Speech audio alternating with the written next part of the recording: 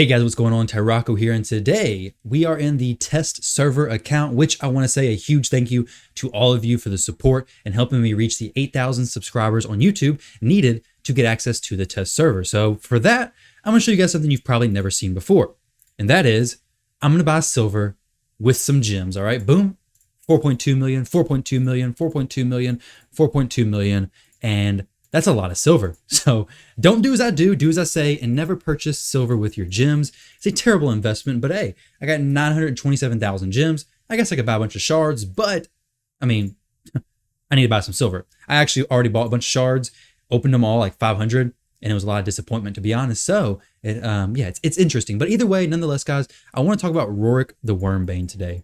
So this isn't going to be a champion guide. I haven't played him enough to make a full guide of him and like where he's going to be the best at. Overall, it's going to be kind of what I've tested him with so far, kind of like what I would set your expectations to kind of be at, and just share with you what I've noticed with this champion so far with just the limited amount of testing that I've done with him, okay? So his A1, basically, we don't really have to even read all his champion skills.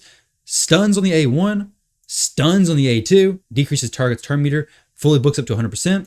A3 hits pretty decent, okay? Will ignore 50% of the target's defense, attacks one enemy. Pretty basic, but this is the ability he always counterattacks with. Now, his passive is immune to stun debuffs, deals 15% more damage to bosses, and receives 15% less damage from them. Also, he has an aura that is increased ally speed by 19% in all battles, which is very cool. I mean, 19% aura is pretty solid. Granted, it's pretty similar to our girl Haikatoon, which on this account I have not got because it is the daily login reward, day 30, okay? Maybe when I hit day 30, finally play, I can get Haikatoon, right? Now, also, this account is literally a copy and paste of my account, just with a lot more resources, so I can test out a lot more stuff. Now, talking about Roric, which I mess up his name a lot. So this guy, to be 100% honest, I'll just give you guys my flat out opinion 3 minutes, or not even 3 minutes into the video. We're even less than 3 minutes into the video. I think he's going to be useful, especially he's going to be an account changer, an absolute game changer for players who are early game, mid game. If you're somebody who going for a fusion may be a little bit challenging, like you're not to the point where you got plenty of resources, this guy is going to be massive, okay? If you're before stage 20 on dungeons, if you need good control on the waves, stun everybody, this dude is going to be so good for your account. He's going to make all those areas much easier. If you're somebody like where I'm at in the game, if you're a player who's speedrunning dungeons, if you're a player who's doing the Doom Tower relatively easily, I mean, you're doing it on auto majority of the time, I don't think this guy's gonna have much of a use for you. If you're doing Barbarian Faction Wars, which is probably one of the easier faction wars to do, this guy I think is probably gonna come, you're gonna get him from the fusion. I definitely recommend doing the fusion because he may be of more use down the road, but you're probably gonna get him and you're probably gonna put him in your vault, maybe take him to 60, fully ascend him, get his masteries, and then you're probably going to put him in the vault, to be 100% honest. But that's definitely not saying that you shouldn't go for this champion, because down the road, he could become really good. Now, we do have revenge artifacts coming, which do give you a percentage chance to counterattack when hit, which is going to be awesome. It's going to definitely give this guy a little bit more benefit from his A3, allow you to put savage gear on him and make more sense. Now, this build I had him in right now, if I had full reaction accessories in the bottom row, I 100% wanted to test reaction gear in the arena, making him run super slow. And boom. So reaction plus retaliation, getting all those counterattacks. It could be a pretty fun build. Annoying, but the biggest issue is that he's Spirit Affinity. So this would have to be a defense build. And Spirit Affinity is weak against Candrafon. Or not Candrafon. Strong against Candrafon, weak against Trunda. All right. So unfortunately, his arena viability, unless Trunda is dethroned as the best damage dealer, which I don't think she's going to be anytime soon, then Roarick is just not going to have a ton of viability in the arena, especially if you're running like a Duchess on your team. I mean, somebody scrolls through the arena list and sees a Duchess plus a Roarick, they're going to be like, oh, dang, my Trunda is going to have a heyday and she's absolutely going to love just running through these two Spirit Affinity champions, okay? So if he was Force, it'd definitely be a different opinion on that. Being Spirit kind of devalues him a little bit. I think Force would make him a lot better in this situation for the arena usage. Granted, some of the Doom Tower bosses he could be strong against. Bommel. Who even is Magnar? Oh, Magnar is the guy we got before for the fusion. But Bommel is weak against Roarick. However, Bommel, you don't want to decrease his turn meter because then he gets bombs. And then it's bad news. Not bombs on your champions, but bombs on the ground that blow up bad day for everybody involved, okay? Now, the Dark Fae, Astronix, last stage, he can definitely fit against her. Spirit Affinity may not be the best thing to bring against her, but the full turn meter reduction is so good, plus a stun on everybody. So if you can get him to work on that last stage, he could be very solid there if you get your team speed tuned. But overall, I already gave my opinions on him. This is my current mastery setup. Like I mentioned, though, this is not a champion guide necessarily. It's more just a showcase and a sharing what I've learned so far. Obviously, I want him to counterattack as much as possible. So I have this one. Plus retribution, so counterattacks. That's what I like, all right? Now, this retaliation set's not the best. I just threw some stuff back on him because I was testing him earlier in Savage and Retaliation. I just threw this on him.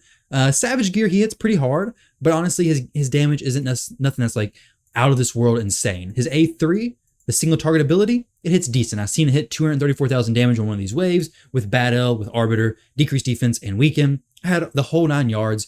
He hit for 234,000 damage, single target. Is that good damage? Yeah, definitely. It's definitely solid damage, right? 52,000 damage from the A2. Septimus comes in, shows him up with 123,000. Granted, that is a hard-hitting ability, and Septimus is geared pretty well.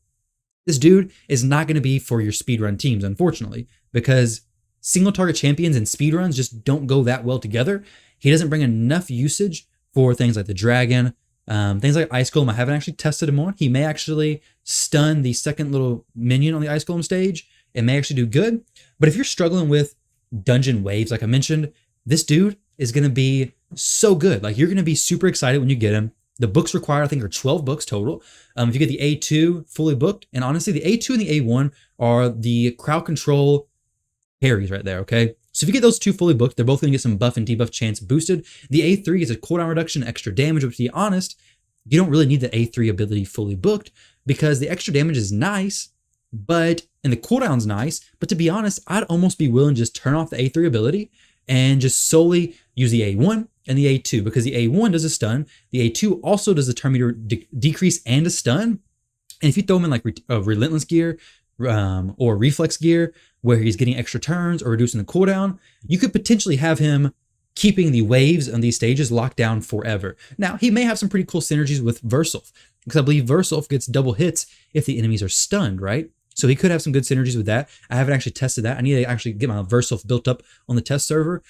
But yeah, that could definitely be a solid potential use. But I mean, we're already at 1 minute and 40 seconds and it's not going that super quick, right? Now, granted, this team is not built to go super quick. If I use like Seer, it would speed it up for sure. The stuns are staying up pretty well on all the enemies. They can resist them. They won't weak hit because as long as he hits the first person and fully depletes their turn meter, he's not going to weak hit on the stuns because there is no hit involved. So it's going to place it. It can get resisted. I did test that out. It can get resisted. So you don't have to worry. You can be pretty safe in the assumption that majority of the time, if he's fast, right now he's not built perfectly, but if he's fast, if he's accurate, and if he's in Relentless, Reflex or Relentless, he's going to be taking a lot of turns and he's going to be keeping the enemy stunned very, very well. Now, when you get to the boss stages, he's kind of weird about using his A3 ability, which is the one that you guys probably want to see. Okay, how much damage is this A3 ability doing against bosses? Because the A3 ability is what he's counterattacking with. It seems to hopefully be a pretty good ability, but when he actually uses it, it's not the whole story, okay? So we'll test this out once we get decreased defense and weaken up. We're going to use A2 first. And he also doesn't use the A3 on manual all the time, or auto all the time. If he didn't use it on manual, that'd be my fault, right? But he doesn't use it on auto all the time. It's kind of weird. I'll show you guys right here, actually. He'll probably use his A1, I think. So hopefully they fix that. Obviously, against the boss, we'd rather use an A3 because it's going to do more damage. But let's go ahead and hit auto. He uses the A1. So kind of interesting why he chooses to do the A1 over the A3 there. I'm not for sure. Obviously, you could set the A3 to have like first priority and fix that. Once again, he'll probably use A1 once again. I want to compare his ability to Septimus, okay? Just so you guys can get a decent idea what's going on. Septimus will wait till the next turn, just so the dragon keeps all of his debuffs. All right, so here, this, maybe Lydia. Okay, so we need to do decreased defense and weaken. He may actually take a turn, unfortunately. Let's see what Roric's A3 does. So Roric hits 4, and not saying Septimus and Roric are anywhere comparable. 117,000 damage, increased attack, decreased defense, weaken. Granted, Septimus is going to have a lot better gear than Roric, so he's going to hit harder. Even if the boss doesn't have decreased defense or weaken, I can almost guarantee my Septimus will hit harder. He does have decreased defense and weaken though. Let's see, obviously 434,000 damage. Big difference. Roric hits decent. not a crazy hard hitter, at least from what I've noticed. He's not going to, it's difficult to one-shot in the arena even with him. I tested him out some. The issue of retaliation gear, I didn't think it worked like this on him because his A1, his counterattack isn't from his default skill. So retaliation gear has the downside of when counterattacking, it does 65% less damage than a normal counterattack, okay? So actually, I think all counterattack in general does 65% less damage, but the exception is Avenging Gear. Avenging Gear doesn't have that damage mitigation. However, my strategy with this was to run all reaction gear on the bottom, which I don't have, unfortunately. But if I ran all reaction gear on the bottom, then that would prevent me from being able to run Avenging Gear, because if I have reaction, which procs from enemies' crits, then Avenging procs from getting crit. Reaction transfers a crit into a normal hit.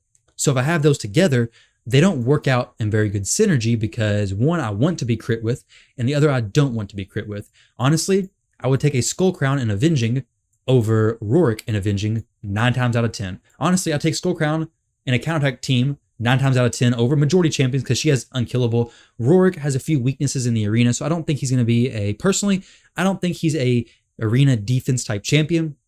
Arena offense, you can maybe find some use for him. If you fully decrease the enemy's turn meter, you could decrease their slowest champion's turn meter, have Roarick go second in line. We'll check his base speed in a second, but this says when counterattacking, a champion's default skill will inflict 65% of its standard damage, which the A3 is not his default skill. It's a default skill that's used when counterattacking, but it's not his default skill. His default skill should be his A1 ability, right? So I wish that wasn't applied to him. And originally I didn't think it was, because when I was testing him, I didn't think it was actually getting decreased. But then I ran through the campaign some more and noticed, oh, actually my last time trying to record this video, the Avenging set doesn't say anything about that. However, unlike the Retaliation set, champions wearing Avenging set will only counterattack when hit with a crit.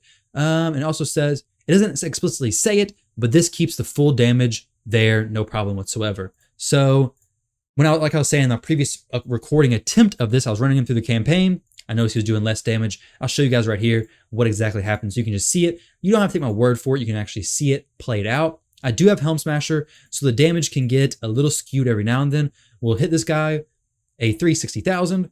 Then we'll hit this dude with the A1, so 60,000, and then he hits for 47,000. So that's right about the 65% damage reduction, I do believe. And I tried it every single time with his A3, like entering combat. I never hit for anything below, I think, 59,000 or something. So definitely gets damage reduction.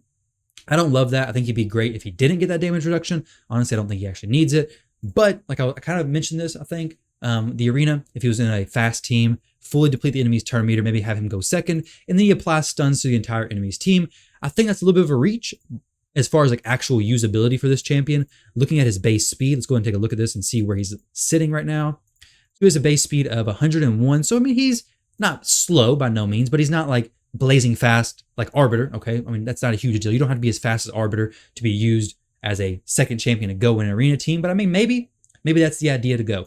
Maybe you run that because then you could stun, or you can use that A2 to fully deplete a turn meter and stun everybody else. Obviously, fully deplete the champion like who's the slowest on the enemy team, so you make sure that fully happens. But if you're going for this champion and he's going to be a huge help for your account in dungeons for the wave control, I bet you your arena team probably isn't stacked. So you can probably make sense of using him in an arena team as well. Kind of like an Umbral Enchantress, kind of like a typical Provoke, typical like lockout type team comp where your speed booster goes first, and then you have somebody to prevent the enemy from taking a turn, whether it's stun, sleep, ability lockout, fear, not really, provoke works. So that's my overall first impressions of Roarick. We're at like 15 minutes of this video. I was hoping to keep it pretty quick, but let me know what you guys think. This champion, so far, to be honest, I haven't seen him getting like overhyped or anything. I know a lot of the fusions do get overhyped.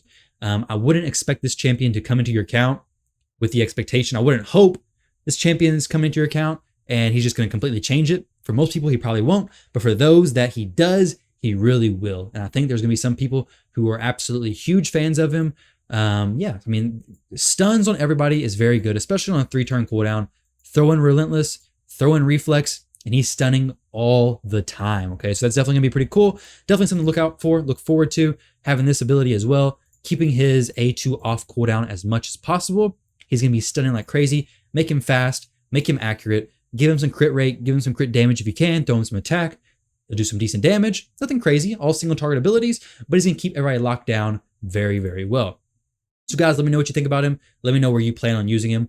Hopefully you do plan on going for the fusion. Like I said, I think all fusion champions, especially fragment fusions, are worth going for. I mean, it kind of sucks if you miss out on the fusions and you realize they're actually pretty good down the road. Baragni being one of those champions where a lot of people skipped him and then they really wish they had him. Okay, Herndig being another big one. A lot of people skipped, turned out to be an absolute monster as far as in the arena. And I love using Herndig. He's an awesome champion. But Roarick is the focus of today's video. Also, at the end of this video, I did want to mention and did want to ask something as far as the Doom Tower goes. Do you guys, so I went through the Doom Tower, I did stage 120, I did stage 90. I was trying to do it 100% auto, fully, a pretty accessible team, and it was very difficult. I spent well over 8 hours trying to test these bosses.